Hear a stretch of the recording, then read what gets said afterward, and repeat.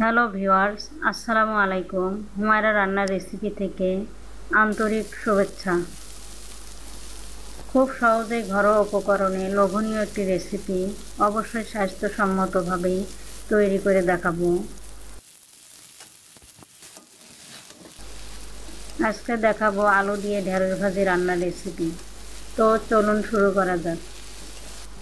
আমি এখানে কয়েকটা আলু আর কয়েকটা ঢেঁড়স খুব ভালোভাবে ধুয়ে পরিষ্কার করে নিয়ে কেটে রেখেছি।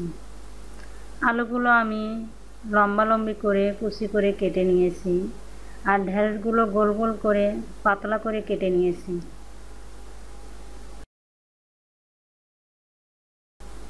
এবার একটা কড়াই চুলায় দিয়ে গরম হয়ে এলে পরিমাণ মতো তেল দিয়ে তেলটা গরম করে নিয়ে কুচি করে কেটে রাখা আলুগুলো দিয়ে নাড়াচাড়া করে কিছুক্ষণ ভেজে নিচ্ছি।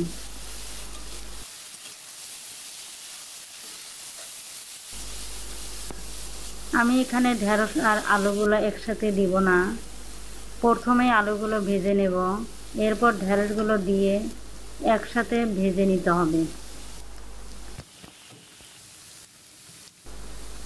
এখন দিয়ে দিচ্ছি কয়েক টুকরো কাঁচামরিচ কুচি আর কিছু পেঁয়াজ কুচি, এগুলো আমি আগেই কেটে রেখেছি।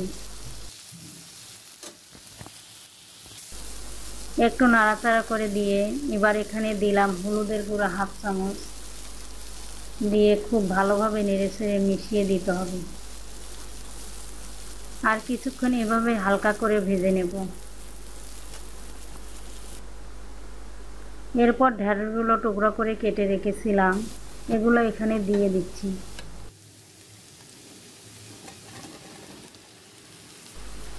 ঢেঁড়সগুলো দিয়ে আলু ভাজির সাথে খুব ভালোভাবে নেড়েচেড়ে মিশিয়ে নিতে হবে।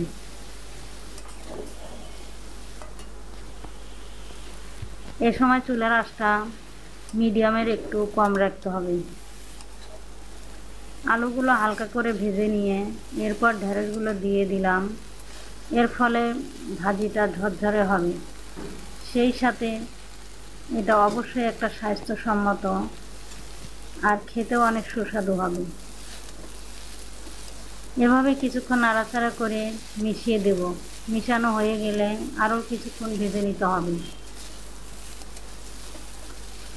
অনেক লোভনীয় আর সুস্বাদু একটি রেসিপি, অবশ্যই ট্রাই করে দেখবেন, সবার অনেক ভালো লাগবে।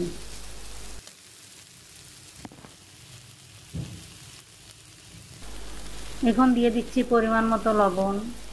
লবণ দেওয়া হয়ে গেলে খুব ভালোভাবে নাড়াচাড়া করে আরও কিছুক্ষণ ভেজে নেব।